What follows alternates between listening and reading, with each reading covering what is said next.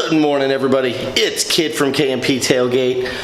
It's port number 2, and this is Juneau, Alaska.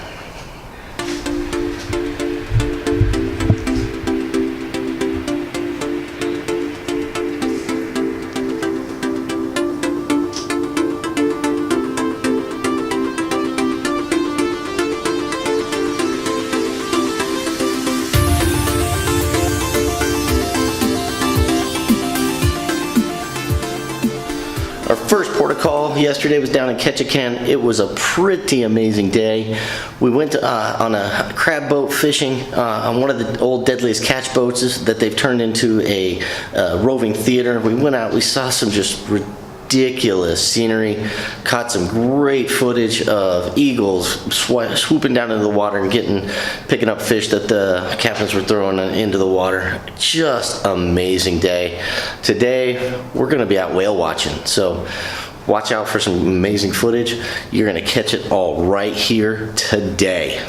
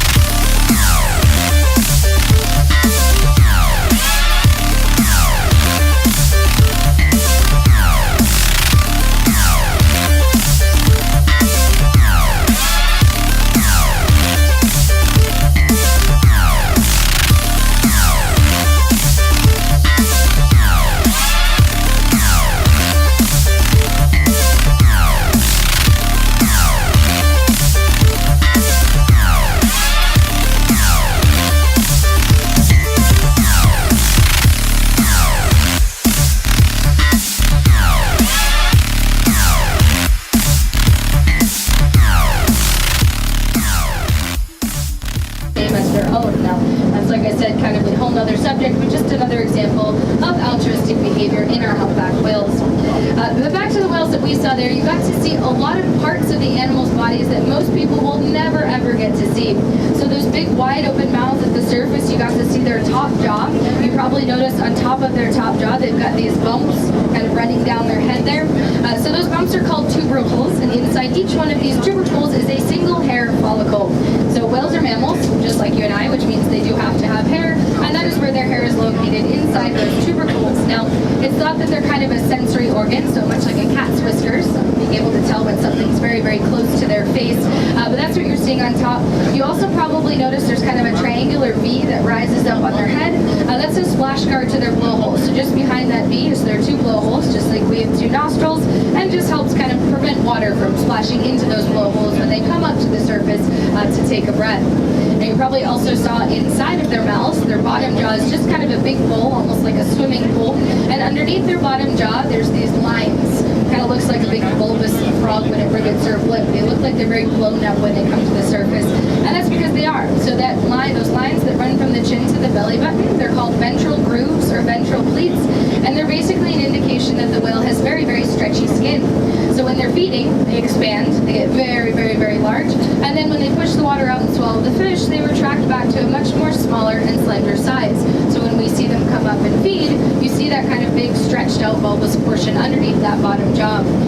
If you're at the right angle, you may have seen some of the roof of the animal's mouth, that kind of pink strip that runs down the top of the animal's jaw there. And of course, you probably saw their baleen. Now, the baleen inside their mouth, which I will talk about in more detail later because I do have a piece of it on board, it looks kind of like a big wall when you're seeing it, but that's because you're seeing 600 to 800 pieces of it all lined up around that upper jaw, so it appears to be a big wall.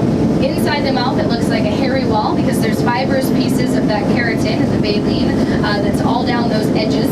So we see all those edges, looks like a hairy wall. And then on the outside, it looks kind of like a smooth wall because there's no fibrous pieces on the outside edge of each piece of baleen.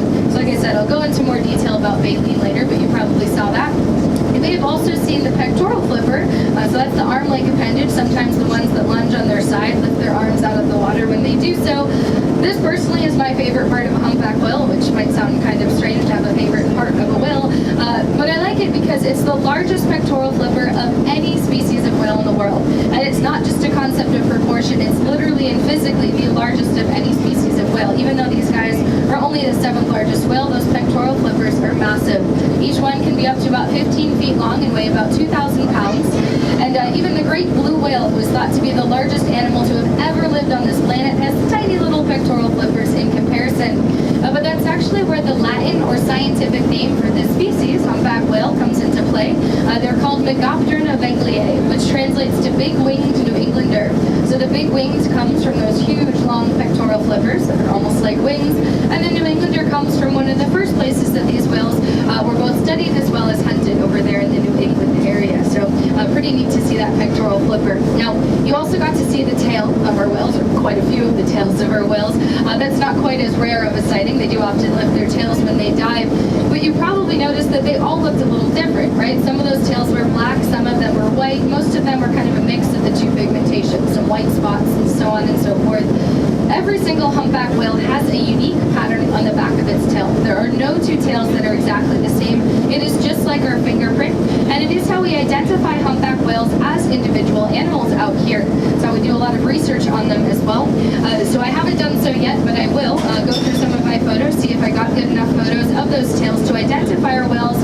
And back on the back right side of our boat, just behind the galley there's a poster with some of the more commonly seen whale tails here in the Juneau area. And if we do happen to get any matches on that poster board, I'll pick a color, circle them in that color, and write the date so that you folks can bring your own photos back there and match them up and see how we do this fluke identification process. It's really quite neat that we can learn a lot from them from Fluke ID. One of the big questions I get up here is how old do humpback whales get? And the short answer to that is I have absolutely no idea. But the longer answer is, well, it's likely that they live for 80 years or more, because we've studied these animals since the 70s, so for the last 40 years or so, but we know of whales who were already adults when we started this cataloging process in the 70s, who are still alive to this day and still going strong, and even still successfully reproducing as well. So an example of that is a whale on the east coast of the U.S. who we first identified in 1976. Her name was Salt, and she was already an adult whale, so she was at least 5 years old or so, but maybe 30, 40, 50, we don't know. But she's been seen every single year since then off the east coast of the U.S., feeding in the humpback whale feeding grounds off the coast of Massachusetts there. And they had their first sighting of Salt this year, just about 2 months ago. So she is literally alive to this day, and she had her 14th known baby, her 14th calf, in 2014. So she may have even had more than that, but her 14th that we know of. So she's actually a great-grandmother. We know of her daughter, Thalassa, who had her daughter named Etch-a-Sketch, who had another baby who doesn't have a name. But nonetheless, we know that she is a great-grandmother out there, which is pretty cool to be able to follow this lineage of our female whales, especially through Fluke ID. But once again, if we didn't know it was Salt based on those patterns on the underside of her tail, well, it would just be another random humpback whale, and we wouldn't be able to tell how long they live, who's a female, how many babies they're having, and all sorts of information like that. So I'll definitely head back to that poster. If you'd like to join me, you're welcome to do so, to try to identify some of our whales that we had out here today. And like I said, I'll hop back on and let you know some of the ones that we've seen. If they don't have names, we can certainly give them names and write them up there on the board if you want. We just like to give nicknames to the ones we see more often, but they are identified technically by those identification numbers there. But I'll head back and do that, and I'll hop off the mic for a little so you folks don't all get headaches or anything like that. But I certainly will talk more about our humpback whales, such as the baleen,